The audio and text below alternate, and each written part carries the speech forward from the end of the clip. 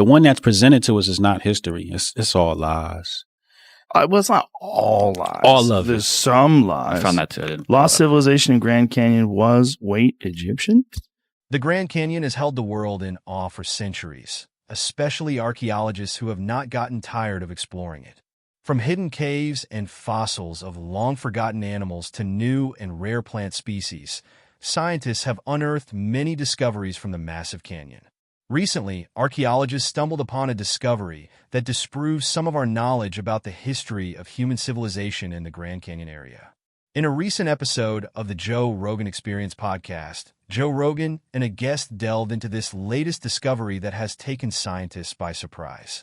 What is this discovery that just emerged in the Grand Canyon that terrifies scientists? And how will it impact what we already know or have learned about the Grand Canyon?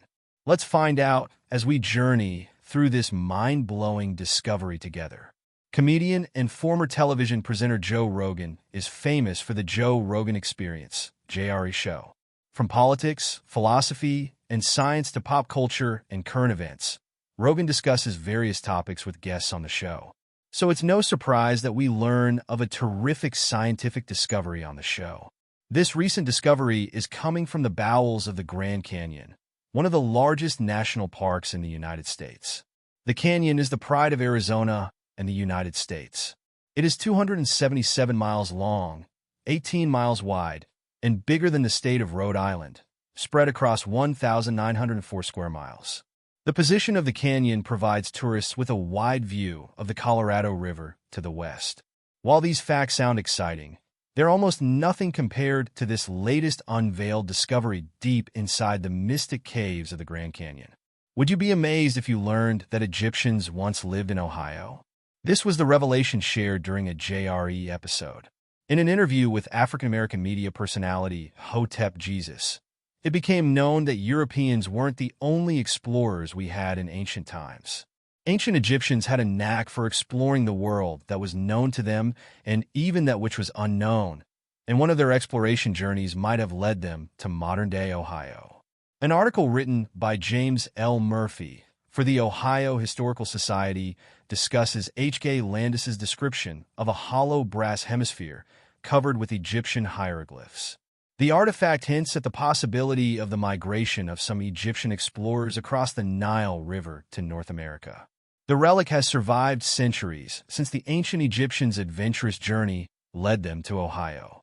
Although there have been some speculations about the authenticity of this hypothesis, it gives credence to the theory that ancient Egyptians once walked along the North American continent, not as enslaved people, but as explorers checking to see what the continent held. The exploring Egyptians would have likely met with the original inhabitants of Ohio, namely the Erie, Kickapoo, and Shawnee peoples. Like most parts of human history, we don't have this meeting recorded anywhere.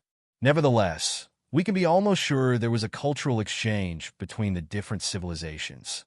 Who knows, there might even have been intermarriages between the North Africans and the Native Americans. The discovery of Egyptians in Ohio, as made known on the JRE show, supports the terrific finding unearthed by scientists in the Grand Canyon.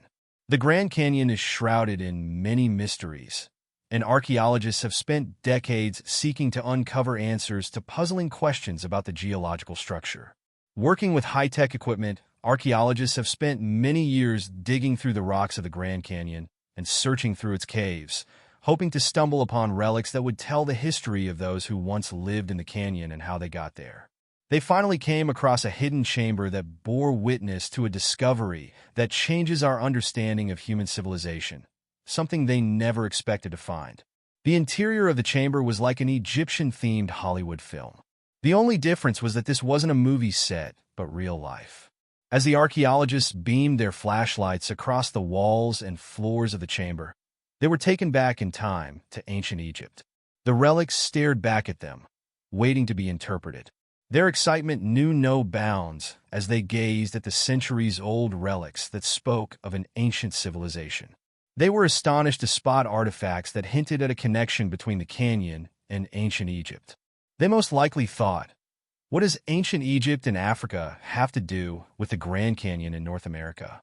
How did these artifacts, which pointed to ancient Egypt, find their way to this mysterious cave deep inside the second biggest canyon in the world.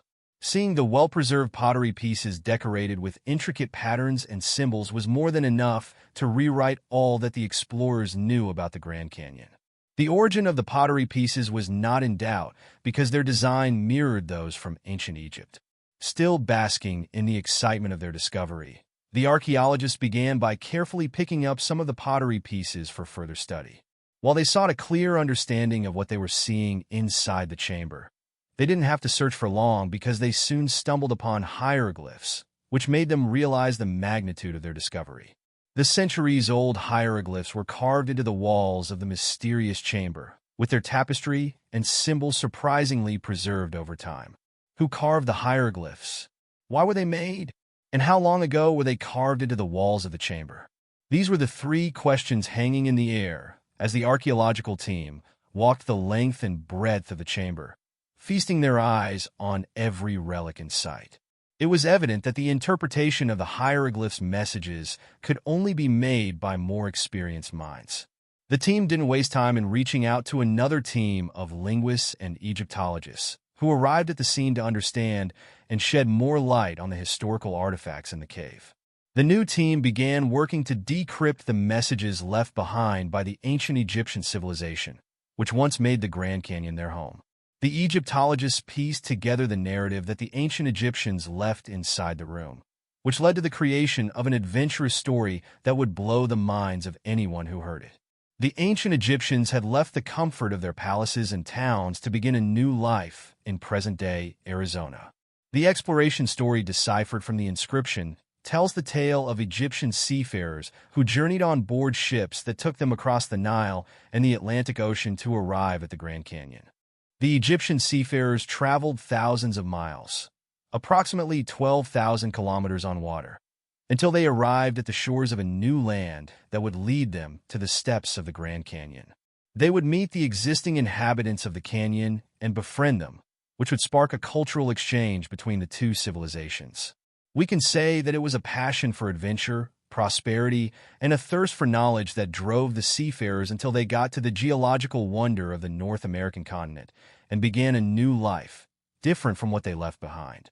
Nevertheless, they still carried their culture and traditions to the gigantic rocks of the canyon.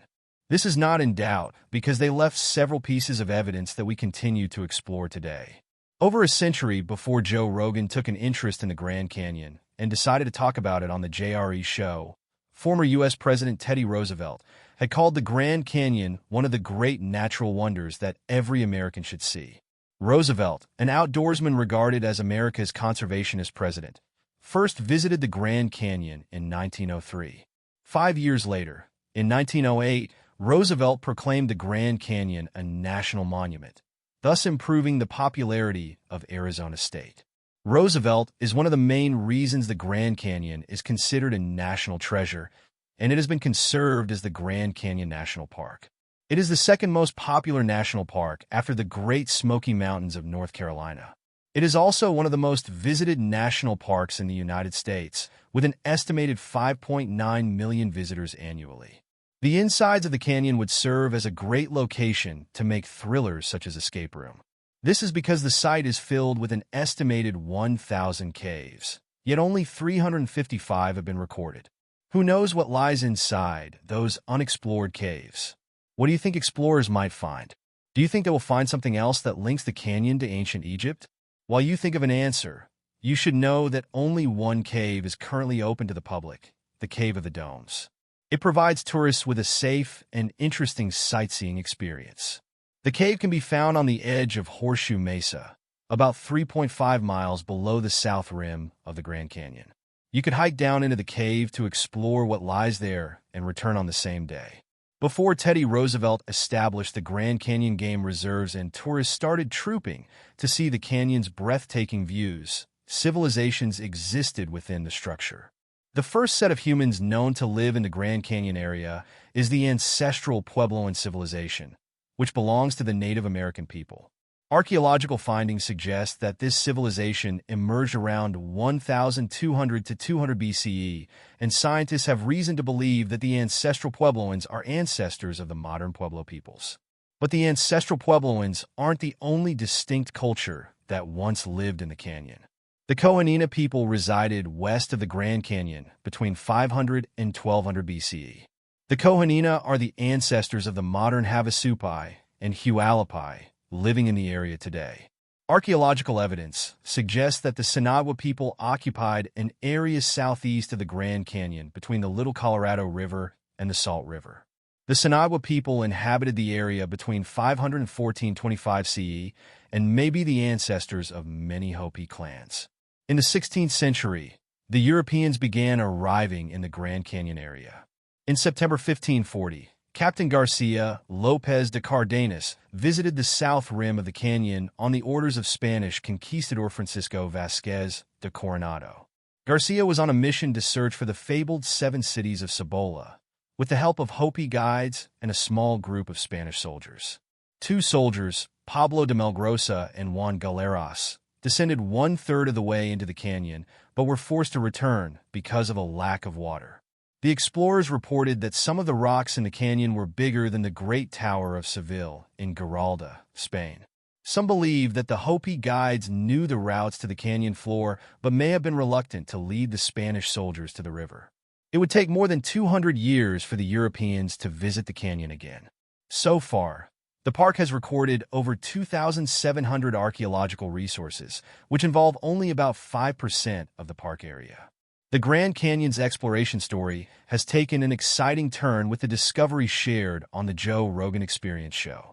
Rogan's guest on the podcast episode, Hotep Jesus, brought listeners' attention to the findings of the Smithsonian Institute. The Scientific Institute published a paper in 1909 on discovering Egyptian artifacts in the canyon after various explorations by some archaeologists. Their exploration journey came not long after President Roosevelt proclaimed the Grand Canyon a national park. The archaeologists came upon a mysterious chamber hidden in one of the numerous caves in the canyon. However, this newly discovered chamber is unlike anything they have seen before, and archaeologists are still shocked by this new historical find. This discovery shatters the narrative of isolated early civilizations that has been widely held for years, and it means that other possibilities are waiting to be uncovered. No one would have expected the Egyptians and the Native Americans of Arizona to have interacted during those times due to the 12,000-kilometer distance between them. The merging of ancient Egyptian culture with the Americas is still a marvel, and the scientific community continues to be amazed by it today. The effect of this discovery is a renewed interest in the exploration of the canyon, and it has led many archaeologists to Arizona as they seek artifacts that could change what we hold to be facts about ancient history. The Grand Canyon has become a pathway for explorers to return to those early days and bring shattering discoveries that will alter our understanding of human civilizations. If you are wondering why you are just hearing about the link between ancient Egypt and the Grand Canyon for the first time, the answer is that the authorities don't want you to know of its existence. It is why many are just hearing about the ancient Egyptians' adventure in modern-day Arizona for the first time on the Joe Rogan Experience show. Firstly, the authorities have restricted access to the historic Cave of the Domes and some other canyon caves. So you can't just go to the canyon and be allowed to visit the spectacular cave that takes you back to Egypt. Furthermore, the airspace around the Grand Canyon is restricted alongside the land surrounding the structure, which is difficult to navigate. You will agree that the authorities are sparing no expense to keep this discovery a secret for as long as possible. They have kept this secrecy for nearly a century now, after it was confirmed that ancient Egypt had exported its culture to the Grand Canyon. Another notable discovery emerged from the consistent excavations of the canyon. The spectacular find is a series of interconnected tombs buried deep inside the canyon's rocks. The tombs, beautified with intricate drawings and patterns, house the remains of some Egyptian nobles and their precious belongings, reminiscent of the pyramids of Egypt where the ancient Egyptian kings and pharaohs were buried. This discovery transformed the Grand Canyon into a vassal state of ancient Egypt. Archaeologists worked with forensic experts to study the tomb's contents and unearth new findings. They found that the ancient Egyptians spared no effort when preserving their deceased nobles, as they had a deep reverence for the afterlife. Artifacts such as amulets, different kinds of jewelry, and even pieces of papyrus were discovered in the tomb, providing us with a picture of the daily life of the Egyptians, their spiritual beliefs, and their views on the afterlife despite living far away from their home country. Using high-level technology, a team of dedicated specialists carefully restored the scrolls found in the tombs, giving scientists a peek into that era. The scrolls can be described as a time machine because they revealed that Egyptian seafarers had braved many difficulties in pursuing adventure and prosperity before arriving at the canyon. They had overcome the danger and uncertainty that filled their journey to start a new life in the canyon and begin a cultural exchange with the indigenous people of the Grand Canyon. The Egyptian seafarers' migration to the canyon led to the integration of their customs, knowledge, and way of life into the culture of the native tribes of the canyon. This latest discovery has birthed new questions for the scientific community. How much of the Egyptian culture was passed down to the Native Americans? And how much of that same culture has been passed down by civilizations and influences our way of life today? Hopefully, we find the answer soon. While the world is still trying to solve these questions, archaeologists and Egyptologists have been focused on Kincaid's Cave, a spectacular location in the Grand Canyon. G. Kincaid, an ex-Marine turned archaeologist, first discovered the underground labyrinth in 1908. Kincaid had worked with S.A. Jordan under the sponsorship of the Smithsonian Institution to investigate reports from John Wesley Powell about the canyon. Kincaid and Jordan embarked on this expedition, which led them deep into the artificial cave. The discovered cave dates back over 3,000 years with relics of a historic era around the location.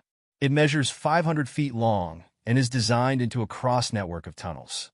These tunnels lead into several chambers that mirror the tunnel cities in ancient Egypt. What's more intriguing is that the ancient cave once stood 400 feet above the Colorado River. However, the forces of nature had weathered it down, gradually eroding its landscape until now, 300 feet lower than when the ancient Egyptians built it. The mind-blowing relics discovered by archaeologists include an artifact of pure gold, a lotus flower that could only be found in ancient Egypt. Also, the design of the first cross tunnel where these discoveries were made mirrored the shrines in Egypt's iconic Valley of the Kings. This confirms the idea that the Egyptian explorers replicated the architecture of their homeland when they moved to the canyon. However, the fun didn't stop there, as archaeologists also uncovered a golden tablet that can also be likened to a time machine. The tablet documented the arrival of King Zaphanath in the mythical land of Aslan and his exploits. The exploration hasn't stopped because archaeologists continue to explore deeper into the Grand Canyon and further investigate its depths. We can trust Joe Rogan to share what they find on the Joe Rogan Experience show. Who knows what these scientists will come up with next? Extinct animal species, more hidden chambers that hold well-preserved ancient Egyptian rooms and their furniture, or a treasure cave filled with well-preserved gold and rubies from the Egyptian seafarers. Only time will tell.